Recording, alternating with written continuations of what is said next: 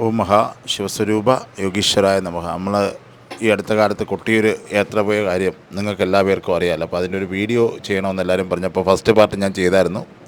അതിൻ്റെ സെക്കൻഡ് പാർട്ടാണ് ഇപ്പോൾ ഈ ചെയ്തുകൊണ്ടിരിക്കുന്നത്.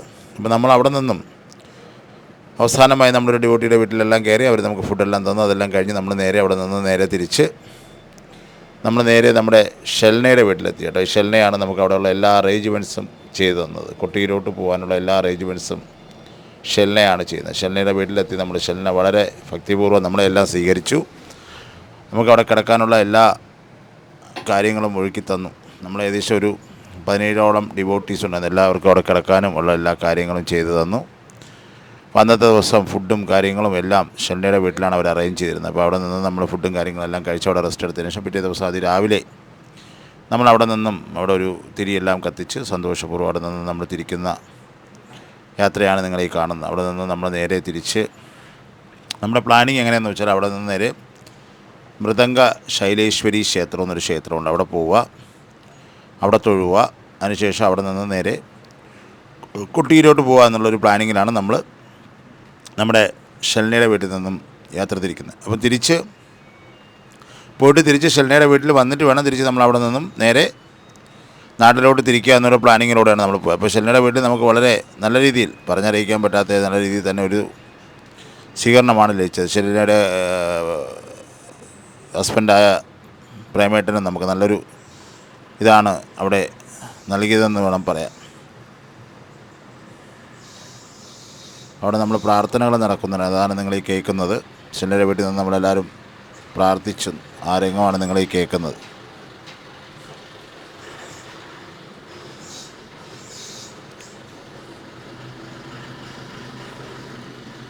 അപ്പോൾ പ്രാർത്ഥനയെല്ലാം കഴിഞ്ഞ് നമ്മളവിടെ നിന്നും നേരെ തിരിക്കുകയാണ്.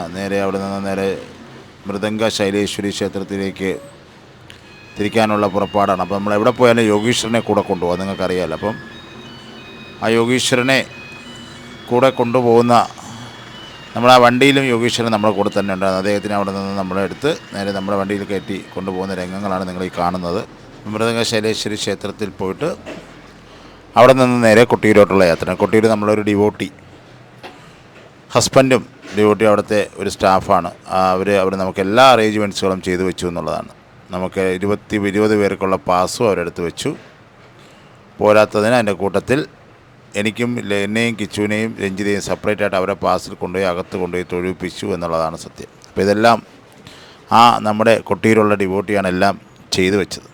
എല്ലാ കാര്യങ്ങളും A to Z നമുക്കവിടെ ചെയ്തു വെച്ചിരുന്നു. പോരാതിന് നമുക്ക് നല്ലൊരു റൂമും അവരവിടെ എടുത്തിട്ടിരുന്നു. 10,500 കൊടുത്ത് നല്ലൊരു വലിയൊരു റൂമും അവർ നമുക്കവിടെ എടുത്തു വെച്ചു എന്നുള്ളതാണ് സത്യം. അപ്പോൾ അതെല്ലാം ഒരു യോഗീശ്വരന് വേണ്ടി ചെയ്തതാണ്. നമുക്ക് വേണ്ടി നമുക്ക് അവിടെ യോഗീശ്വരനുള്ള ഭക്തിയും കടപ്പാടും ബഹുമാനവും കൊണ്ട് അവർ ചെയ്തതാണെന്നുള്ള കാര്യത്തിൽ ഏതൊരുവിധ സംശയവുമില്ല. വളരെ വളരെ വളരെ അത് ഈ ഷെൽനയായിരുന്നാലും നമുക്കവിടെ ഫുഡിന് വേണ്ടിയുള്ള എല്ലാ സൗകര്യങ്ങളും ഒരുക്കി. നമ്മളെ രണ്ട് നേരമുള്ള 3 നേരം നമ്മൾ വൈകിട്ട് പോയപ്പോഴും അവിടെ നിന്ന് ഫുഡ് തന്നു, ഉച്ചയ്ക്കും ഫുഡ് തന്നു, രാത്രി അവിടെ നിന്ന് ഫുഡ് എടുത്തുകൊണ്ടാണ് നമ്മൾ യാത്ര പുറപ്പെട്ടത്. അപ്പോൾ ഇത്രയും സൗകര്യങ്ങൾ ഷെൽന അവിടെ നമുക്ക് ഒരുക്കി തന്നു എന്നുള്ളതാണ്. ഷെൽനയ്ക്ക് 2 പെൺകുട്ടികളാണ്, അവരും അവിടെ ഉണ്ടായിരുന്നു.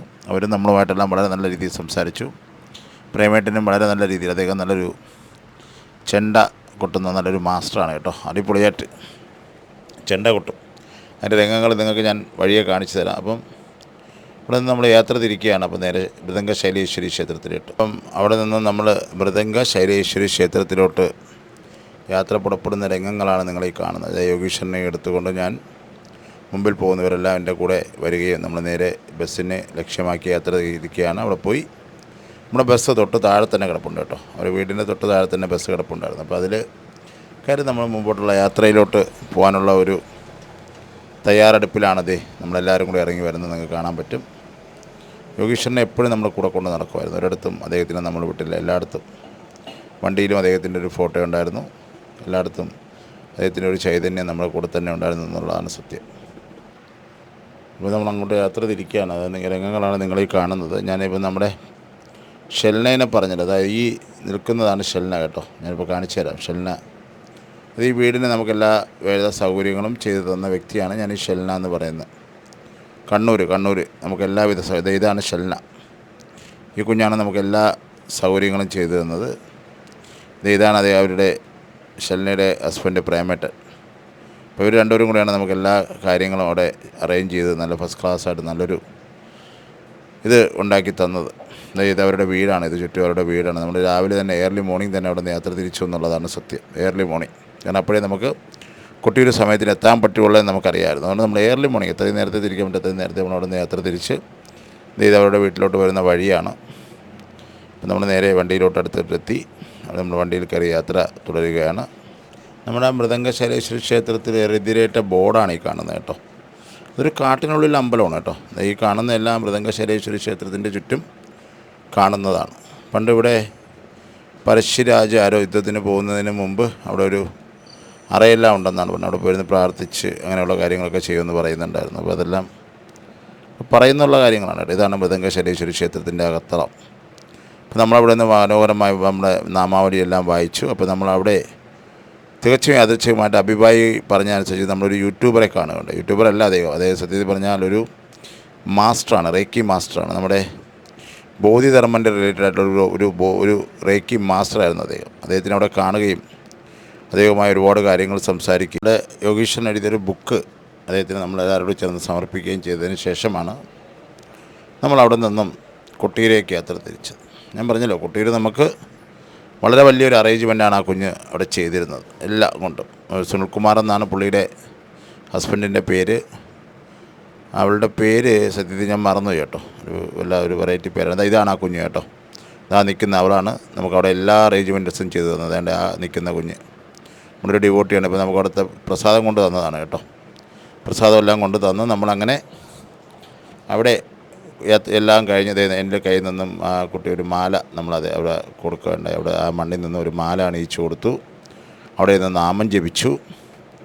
അതിന് ശേഷമാണ് നമ്മളവിടെ നിന്നും ശ്രീവേലിക്കായിട്ട്, അതായത് കൊട്ടിയൂരപ്പൻ്റെ ശ്രീവേലി കാണാൻ വെയിറ്റ് ചെയ്യുന്ന സമയത്താണ് ആ സതീദേവി അവിടെ വരികയും അതിൻ്റെ ആ സതീദേവിയുടെ ഒരു ചൈതന്യം നമ്മളെ അറിയിക്കുന്ന ഒരു രംഗം അവിടെ അരങ്ങേറുകയുണ്ടായി. വളരെ തികച്ചും യാദൃച്ഛികമായിട്ടാണ് ആ സംഭവം അവിടെ അരങ്ങേറിയത്. ഒരിക്കലും പ്രതീക്ഷിക്കാത്തൊരു സംഭവം. ഒരു സതീദേവിയുടെ രൂപത്തിൽ അവിടെ ഒരാൾ അല്ലെങ്കിൽ ഒരു പ്രതിമ അല്ലെങ്കിൽ ഒരു ബിംബം പ്രത്യക്ഷപ്പെട്ടു എന്നുള്ളതാണ് നമ്മുടെ അബിയുടെ കയ്യിൽ. ഇതായി ഇരിക്കുന്ന അബിയുടെ കയ്യിൽ ഒരു വ്യക്തി തികച്ചും യാദൃച്ഛികമായിട്ട് ആ ബിംബം കൊണ്ടുവന്ന് നമ്മുടെ അബിയുടെ കൈ കൊടുത്തിട്ട് ഇതൊന്ന് പിടിച്ചോളൂ, ഞാനിപ്പോൾ വരാമെന്നും പറഞ്ഞു പോയി. ചോദിച്ചു, അതൊരു പ്രസൻസ് തന്നെയാണ്. അവിടെ ഏകദേശം 10-15 ലക്ഷം പേര് ആളുകളുണ്ടായിരുന്നൊരു സ്ഥലത്ത് അബിയെ തന്നെ തിരഞ്ഞെടുത്ത് ആ ബിംബം അവിടെ എത്തിച്ചതിനും ആ യോഗീശ്വരൻ്റെ ചൈതന്യമുണ്ട്. കാരണം സതീദേവിയുടെ പ്രസൻസ് ഇന്നും അവിടെ അതുപോലെ തന്നെ നിലകൊള്ളുന്നു എന്ന് കാണിക്കാൻ വേണ്ടിയാണ് യോഗീശ്വരൻ അത് നമ്മളെ കാണിച്ചത്. അപ്പോൾ നമ്മളവിടെ ചെല്ലുമ്പോൾ ആ സതീദേവിയുടെ പ്രസൻസ് പോലും, ആ സതീദേവി പോലും നമ്മളടുത്തേക്ക് വന്നു എന്നുള്ളതാണ്. അതാണ് ആ യോഗീശ്വരൻ്റെ ഒരു വൈഫോ എന്ന് പറയുന്നത്. നിങ്ങൾക്ക് കാണാൻ പറ്റും ഈ ഒരു രംഗം. ഇത് നമ്മളെല്ലാം അക്ഷരാർത്ഥത്തിൽ ഞെട്ടിപ്പിച്ചൊരു സംഭവമാണ്. എല്ലാവരും ഞെട്ടിപ്പോയി. പെട്ടെന്ന് തികച്ചു യാദൃച്ഛികമായിട്ട് ഒരാൾ വരികയും ആ ബിംബം തിരിച്ചതെല്ലാം കഴിഞ്ഞിട്ട് നമ്മൾ അവർക്ക് ആ പയ്യന് ഈ ഒരു പയ്യൻ ആ ബിംബം തിരിച്ച് കൈമാറുകയും ചെയ്യും. ഇവൻ തമിഴ്നാട്ടിൽ നിന്നും വന്ന ഒരു പയ്യനായിരുന്നു. അപ്പോൾ അതെല്ലാം കഴിഞ്ഞ് നമ്മളവിടെ ഇരുന്നു ആ ഒരു ശ്രീവേലി കാണാനുള്ള തയ്യാറെടുപ്പിലാണ് നമ്മളെല്ലാവരും അവിടെ ഇരുന്നത്.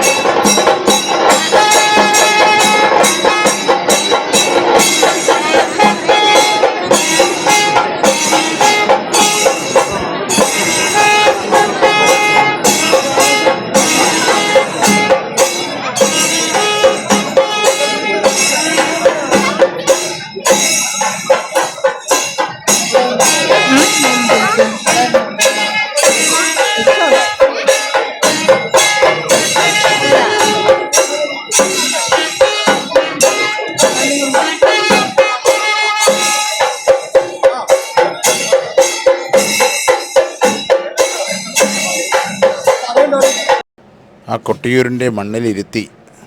ഇതവിടുത്തെ ശ്രീവേലിയാണ് നിങ്ങൾ കാണുന്നത്. ഇത് സത്യത്തിൽ 1 മണിക്കായിരുന്നു ശ്രീവേലി. അപ്പം നമ്മൾ ആദ്യം ചോദിച്ചപ്പോൾ നമ്മളോട് പറഞ്ഞു 12 മണിക്കാണ് ശ്രീവേലി. നമ്മളൊരു 11-11:15 പൊക്കെ തൊഴുതിറങ്ങി കേട്ടോ. ഇവിടുന്ന് ഏകദേശം ഒരു 10 15-20 ലക്ഷം ആൾക്കാരുണ്ടായിരുന്നു. പക്ഷേ ആ 2 ഡിവോട്ടീസുകൾ ചെയ്തു തന്നതിൻ്റെ ഇതുകൊണ്ട് നമുക്ക് പെട്ടെന്ന് തൊഴുതിറങ്ങാൻ പറ്റും. എന്നിട്ട് നമ്മളിവിടെ ഇരുന്നിട്ട് 12 മണിക്ക് ശ്രീവേലിയിൽ നിന്ന് പറഞ്ഞാണ് നമ്മളെഴുതുക. പിന്നീടാണ് അറിയുന്നത് 1 മണി. പിന്നെ നമ്മൾ വിചാരിച്ചു ശരി ഇത്രയും ദൂരം വന്നില്ലേ ശ്രീവേലി കണ്ടിട്ടേ പോകുന്നത്. അങ്ങനെ നമ്മളവിടെ ഇരുത്തി 2 മണിക്കൂറോളം അവിടെ ഇരുത്തി നമ്മുടെ എനർജിയും കാര്യങ്ങളും എല്ലാം ഇതാക്കി നമ്മളവിടെ കൊണ്ടുവന്ന് ഇരുത്തി നാമാവലി വായിപ്പിച്ചു. അവിടെ അങ്ങനെ കൊട്ടിയൂർ സാധാരണ വേറെ ഒരു ഇതും വായിക്കാൻ സമ്മതിക്കത്തില്ല എന്നൊക്കെയാണ് പിന്നീടാണ് ഞാൻ അറിയാൻ കഴിഞ്ഞത്. പക്ഷേ നമുക്കവിടെ ഒരു തടസ്സം ഉണ്ടായില്ല. നമ്മളെല്ലാവരും കൂടെ ഒരുമിച്ചിരുന്ന് നാമാവലി വായിച്ചു. പിന്നെ അദ്ദേഹത്തിനെ പ്രാർത്ഥിച്ചു. മനോഹരമായ ഒരു പ്രകൃതിയുടെ ആ ഒരു വൈഭവം എന്തായാലും നിങ്ങൾക്ക് ഇതിൽ കാണാൻ പറ്റും. എത്ര മനോഹരമാണ് അവിടെ ആ ഒരു കാടിൻ്റെ ഇടയ്ക്ക് അങ്ങനെ ഒരു സ്ഥലം.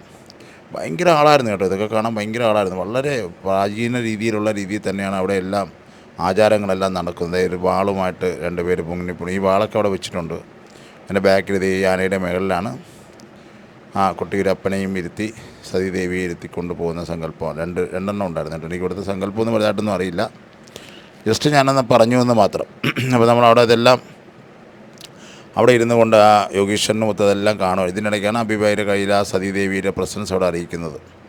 ഇതെല്ലാം കഴിഞ്ഞു നമ്മൾ നേരെ അവിടെ നിന്നും യാത്ര തിരിക്കാനുള്ള തയ്യാറെടുപ്പിലായിരുന്നു. അപ്പം ഇവർ അതിൻ്റെ എൻട്രൻസിൽ തന്നെ ഈ കുട്ടീൻ്റെ എൻട്രൻസിൽ തന്നെ ദേവസ്വത്തിന് ഒരു 3500 റൂം നമുക്കവിടെ അറേഞ്ച് ചെയ്ത് തന്നിട്ടുണ്ട്. അവിടെ നമ്മൾ അവിടെ നിന്ന് കുറച്ച് ദൂരം നടന്നാലേ നമുക്കിവിടെ എത്താൻ കഴിയത്തുള്ളൂ. നടന്നേ വരാൻ കഴിയും കേട്ടോ.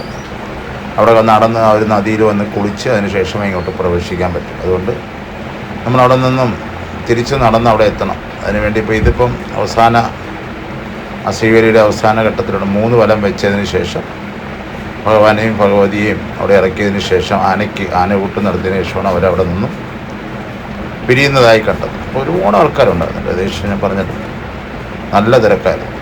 ഇവരില്ലായിരുന്നുണ്ടെങ്കിൽ ആ ഒരു ദിവസം ഫുൾ അവിടെ നിന്നാൽ പോലും നമുക്ക് തൊഴുതിറങ്ങാൻ പറ്റത്തില്ല. അവരുടെ ഒരിതുകൊണ്ട് ആ ഭാര്യയും ഭർത്താവും സുല്ലെന്നാണ് അദ്ദേഹത്തിൻ്റെ പേര്. ആ ഡിവോട്ടിയുടെ പേര് ഞാൻ മറന്നുപോയി.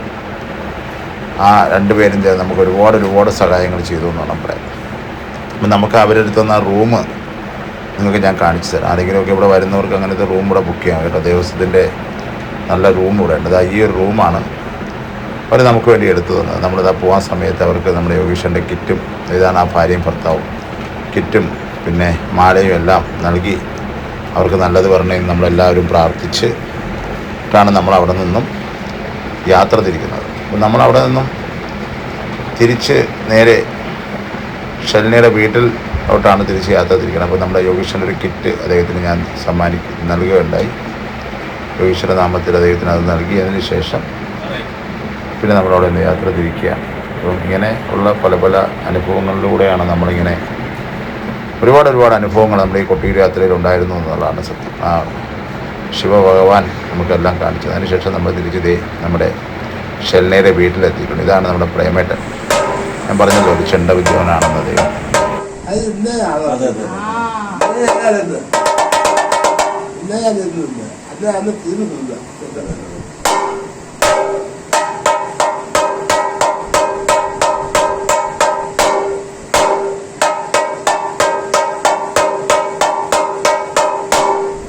അതിനുശേഷം അതേ എന്നെക്കൊണ്ടും ചെണ്ട കൊട്ടിച്ചു എന്നുള്ളതാണ് സത്യം. ഇങ്ങനെ ചെണ്ട എങ്ങനെ പിടിക്കണം, എങ്ങനെ വെക്കണം, എങ്ങനെ നിൽക്കണം എന്നെല്ലാം പറഞ്ഞത് ജീവിതത്തിൽ ആദ്യമായിട്ട് ഞാനും അങ്ങനെ ചെണ്ട കൊട്ടി എന്നുള്ളതാണ് സത്യം. അദ്ദേഹം ഇവിടെ ചെണ്ടയുടെ റിപ്പയറും കാര്യങ്ങളും എല്ലാം ഉണ്ട് കേട്ടോ. ആർക്കെങ്കിലും നമ്മുടെ ഗ്രൂപ്പിൽ ചെണ്ടയോ കാര്യങ്ങളോ എന്തെങ്കിലും ആവശ്യമുണ്ടെങ്കിൽ ഇദ്ദേഹത്തിനെ സമീപിച്ചാൽ മതി. വളരെ ന്യായമായ വിലയ്ക്ക് ഇദ്ദേഹം തരും. ഇവിടെ ചെണ്ടയുടെ റിപ്പയറിങ്ങും കാര്യങ്ങളും എല്ലാം ഉണ്ട്. അപ്പം ഇദ്ദേഹം എന്നെക്കൊണ്ട് ചെണ്ട കൊട്ടിക്കുന്ന രംഗമാണ് നിങ്ങളിനി കാണാൻ പോകുന്നത് കേട്ടോ. ഞാൻ ചെണ്ട കൊട്ടുന്നത്.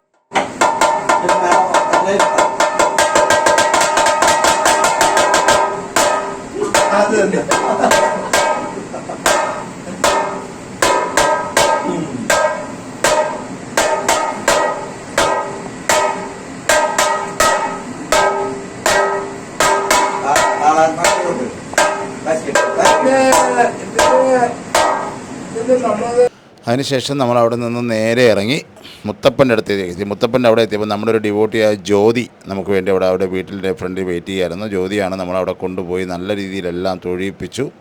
ജ്യോതിയുടെ ഫ്രണ്ടിൻ്റെ ഏട്ടനായിരുന്നു അവിടെ മുത്തപ്പൻ വേഷം കെട്ടിക്കൊണ്ടിരുന്നത്. അപ്പോൾ അവളെല്ലാം നല്ല രീതിയിൽ നമ്മളവിടെ കൊണ്ടുവന്ന് എല്ലാം തൊഴിപ്പിച്ചു. അവൾക്ക് യോഗീശ്വരന് കുറേ സാധനങ്ങളുമായിട്ടാണ് അവൾ വണ്ടി വന്ന് കയറി കേട്ടോ. നമ്മളൊരു തികഞ്ഞ ഡിവോട്ടിയാണ്. അവൾ ഒരുപാട് സമയം അവിടെ നിന്ന് നമ്മളെല്ലാം തൊഴിപ്പിച്ചതിന് ശേഷം നമ്മളവിടെ നിന്ന് പിന്നെ മുത്തപ്പൻ അവിടെ നിന്ന് യാത്ര തിരിച്ച് അടുത്ത ദിവസം രാവിലെ നമ്മൾ ഗുരുവായൂർ എത്തിച്ചേർന്നു. ഗുരുവായൂരും നമ്മളെ കാത്ത് നമ്മുടെ ഡിവോട്ടീസ് ഉണ്ടായിരുന്നു.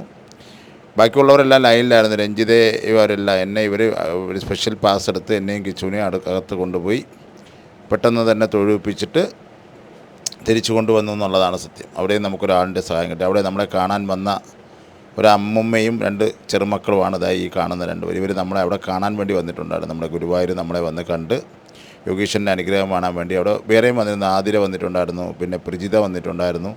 അതിൻ്റെ കൂട്ടത്തിൽ ഈ അമ്മയും വന്നിട്ടുണ്ട്. ഇവരെല്ലാം അവിടെ വന്നു യോഗീശ്വരനെ കണ്ടു. ഇവർ തൃശ്ശൂരാണ് താമസിക്കുന്നത്. അതിൻ്റെ കൂട്ടത്തിൽ ഇവരവിടെ വന്നു യോഗീശ്വരനെ കണ്ട് അദ്ദേഹത്തിൻ്റെ അനുഗ്രഹം എല്ലാം വാങ്ങി. അതിനുശേഷം നമ്മളെ അവിടെ ഒരു ഡിവോട്ടി തൃശ്ശൂർ അവരെ വീട്ടിലേക്ക് ക്ഷണിച്ചിട്ടുണ്ടായിരുന്നു. ഇതാണ് അവർ നമുക്കൊരു ഹോട്ടലിൽ, വലിയൊരു ഹോട്ടലിൽ നമുക്ക് ലഞ്ച് അറേഞ്ച് ചെയ്തിട്ടുണ്ടായിരുന്നു. നമുക്കെല്ലാ പേർക്കും അവരമ്മയും അച്ഛനും കൂടെ നമുക്ക് വളരെ എന്താ പറയേണ്ടതെന്ന് അറിയില്ല, നല്ല മനോഹരമായൊരു സദ്യ നമുക്കവിടെ ഒരുക്കി വെച്ചിട്ടുണ്ടായിരുന്നു. അതാണ് നിങ്ങൾ ഈ വീഡിയോയിൽ കാണുന്നത്.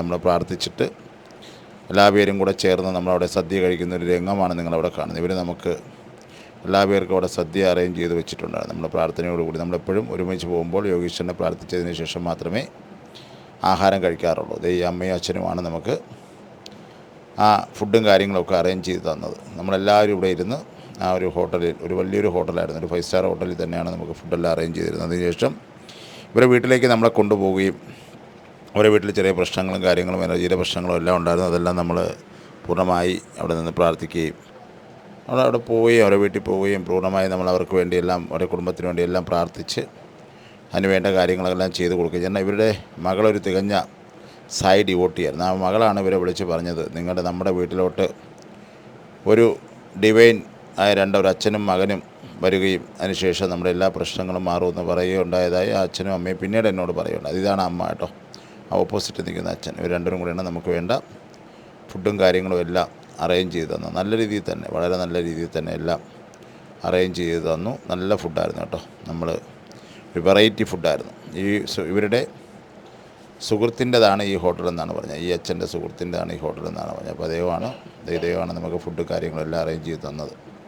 വളരെ ഹാപ്പിയായി അവിടെ നിന്ന് നമ്മൾ ഫുഡ് കഴിച്ചിട്ട് തിരിച്ച് നമ്മൾ പോകുന്ന വഴിക്ക് ഈ അമ്മയും അച്ഛനും വഴിയിൽ നിന്നും നമ്മളെ വണ്ടിയിൽ കയറുകയും ആ യോഗീശ്വരന് വേണ്ടി വണ്ടിയിൽ കയറി പ്രാർത്ഥിക്കുകയും ചെയ്തു. ഈ അമ്മയും അച്ഛനും അവിടെ വഴിയിൽ കാത്തുനിന്ന് കയറി അവരുടെ സമർപ്പണങ്ങളെല്ലാം ഇവിടെ സമർപ്പിച്ചുകൊണ്ട് ആ അമ്മയച്ഛനും വണ്ടിക്കകത്ത് കയറി.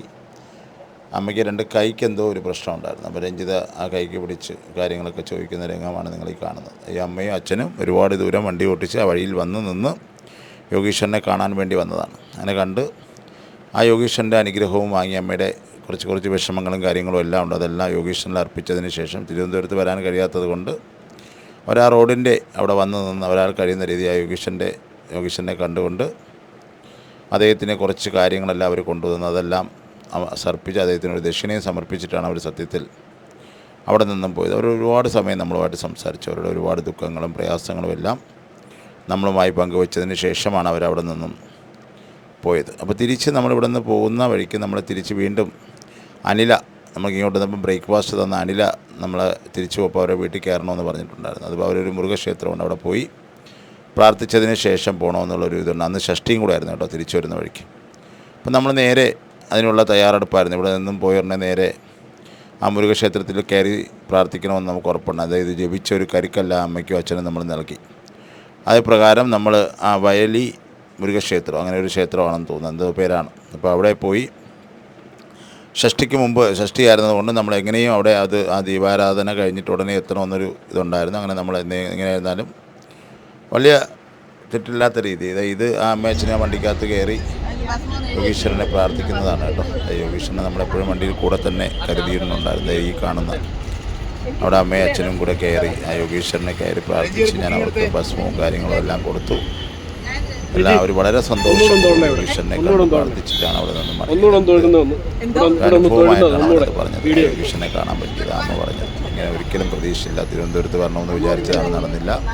അപ്പോൾ നിങ്ങളിങ്ങനെ വന്നപ്പോൾ നമുക്കത് സാധിച്ചല്ലോ എന്നുള്ളൊരു സന്തോഷം അമ്മയുടെ മുഖത്തുണ്ടായിരുന്നു. അമ്മ കയറി യോഗീശ്വരനെ കാണുന്ന രംഗം നിങ്ങൾ നോക്കുമ്പോൾ നിങ്ങൾക്ക് മനസ്സിലാവും അമ്മ എന്തുമാത്രം ഭക്തിപൂർവ്വമാണ് ആ യോഗീശ്വരനെ സ്മരിച്ചുകൊണ്ടാണ് അവിടെ. അവർക്കൊരു ബുക്ക് വേണമെന്ന്, ഞാൻ ബുക്കും ഞാൻ അവർക്ക് കൈമാറി. ആ അമ്മയ്ക്ക് ഒരു ബുക്ക് വേണമെന്ന് നമ്മുടെ യോഗീശ്വരൻ്റെ, അതും ഞാൻ ആ അമ്മയ്ക്ക് കൈമാറി.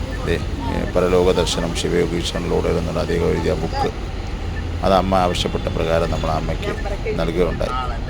അതും അമ്മ വളരെ സന്തോഷപൂർവ്വം സ്വീകരിക്കുക. ഒരുപാട് പേർക്ക് അയച്ചതിൽ ബുക്ക് കിട്ടില്ല എന്നുള്ള കാര്യം പറയുന്നുണ്ട്. അപ്പോൾ അതെല്ലാം ഇപ്പം ക്രോസ് ചെക്ക് ചെയ്തിട്ട് അടുത്ത ആഴ്ച തൊട്ട് വീണ്ടും റീസെൻറ്റ് ചെയ്ത് തുടങ്ങും. എല്ലാവർക്കും വീണ്ടും ബുക്ക് കിട്ടാത്തവർക്കെല്ലാം ഒരു നാമാവലി അമ്മയ്ക്ക് നൽകുകയുണ്ടായി. രഞ്ജിത എല്ലാം വാങ്ങി വളരെ സംതൃപ്തിയോടുകൂടി തിരുവനന്തപുരത്ത് വരാൻ പറ്റിയില്ലെങ്കിൽ യോഗീശ്വരൻ്റെ ഒരു പ്രസൻസ് അവിടെ അറിയാൻ പറ്റിയല്ലോ എന്നൊരു സംതൃപ്തിയോടു കൂടിയാണ് ആ അമ്മയും അച്ഛനും അവിടെ നിന്ന് മടങ്ങിയതെന്ന് അവരുടെ മുഖം കണ്ടപ്പോൾ തന്നെ നമുക്ക് മനസ്സിലായി. തിരിച്ച് നമ്മൾ നേരെ ചെന്നത്, ഞാൻ പറഞ്ഞ അനിലയുടെ വീട്ടിലോട്ടാണ് ചെന്നത്. അവിടെ ചെന്ന് അവർക്കൊരു ഓടപ്പൂവും യോഗീശ്വരൻ പറയുന്ന പ്രകാരം സമർപ്പിച്ചുകൊണ്ട്, എൻ്റെ ഹസ്ബൻഡിനും വൈഫുമാണ് അവരെന്ന് സമർപ്പിച്ചുകൊണ്ട്, അടുത്ത പ്രാവശ്യം നിങ്ങളും നമ്മുടെ യാത്രയിൽ പങ്കുചേരണമെന്ന് പ്രാർത്ഥിച്ചുകൊണ്ട് അവർക്ക് ആ അവരപ്പോഴും നമുക്ക് നൈറ്റ് ഡിന്നർ, നല്ല രീതിയിലുള്ള ഒരു ഡിന്നർ ഒരുക്കിയിരുന്നു. ഇത് അവിടെ ഗുരുവായൂരിൽ നിന്നും വാങ്ങിയ പാൽപ്പായസവും രഞ്ജിത അവർക്ക് നൽകി.